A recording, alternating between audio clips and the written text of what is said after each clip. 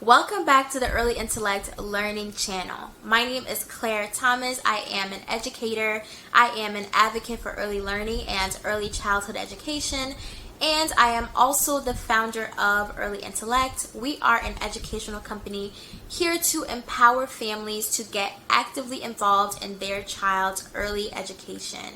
And I am here to provide you with tools, knowledge, ideas, tips, and activities that you can try to help you be the best early learning partner for your child and support them in their early academic journey. So thank you for tuning into this video. Let's get into it. Today, I am going to be sharing with you 3 different games that you can use to practice almost any reading skill, any early reading skill. They are games that you already know and that you most likely already play with your child or have played. So I'm just going to give you some ideas on how to use those games to practice early reading skills. The first game that we're going to be talking about is I Spy. If you don't know this game, you must live under a rock.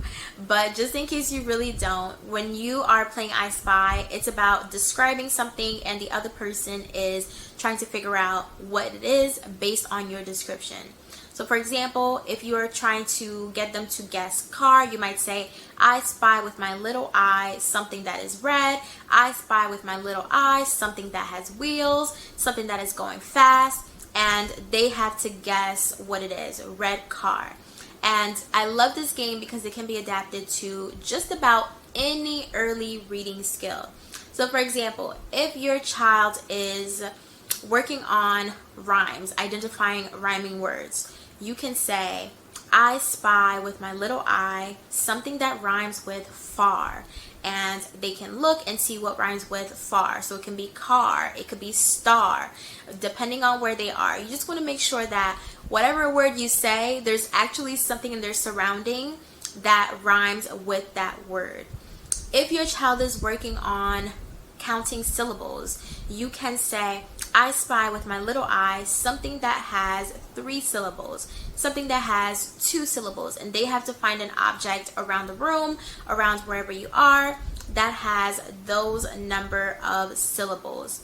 I spy, if they're working on onset and rhyme, I spy with my little eye a dog, and they have to put it together and say dog. I spy with my little eye a book. So whatever early reading skill that you are working on, this game can be adjusted for. I just love it. So make sure you try this game, whatever your child is working on, whether they're working on rhyming, onset and rhyme, identifying the number of syllables, segmenting syllables, whatever they're working on, try this game. The next game that we're going to be talking about is Simon Says. Now I know everybody's heard of this one. And again, it could be adapted to fit almost any early reading skill that your child is working on. So let's say your child is learning to blend sounds together. Simon says, touch your toes. Simon says, touch your elbow. They'll touch their elbow. Let's say they're working on isolating sounds. Simon says, touch something on your face that begins with the N sound, and they can touch their nose. Simon says, touch something on your body that ends with the T sound. They can touch their foot. If they are working on segmenting syllables, Simon says, do an action that has 1 syllable. So they can jump, they can sit, they can hop. All of those can be practiced with this game. Again, it just takes a little bit of being intentional. You can prep the words at the beginning, and so that you're not just like trying to figure out in the moment. That will definitely help with being able to implement it to whatever skill that your child is working on. The last game is Hopscotch. And I love this because it can be played outdoors, it could be played indoors. I actually bought an indoor hopscotch kit that I put together so that I could do it in my classroom. But you can also make your own hopscotch layout with tape on the floor. if you're not playing outside. And I love it because it could be adapted again for almost anything that your child is working on. So if you are working on letter sounds, you can put letters at different points. Wherever they land, they have to tell you the letter name, the letter sound, or depending on where your child is, they might even tell you a word that begins with that sound. If you are working on rhyming words, you can put pictures down, and wherever they land, they have to they look at the picture, say the word, and tell you a word that rhymes with whatever they say. So let's say you have pan, a picture of a pan down, and they land on pan, and they pick it up, they say pan, they have to tell you a word that rhymes with pan. You can even take it a step further, have them use that word in a sentence.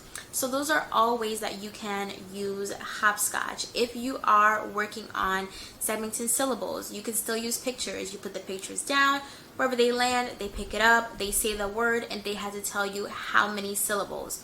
Or maybe they have to segment the word, tell you how many sounds are in that word. I love it because, again, it could be adapted to almost anything.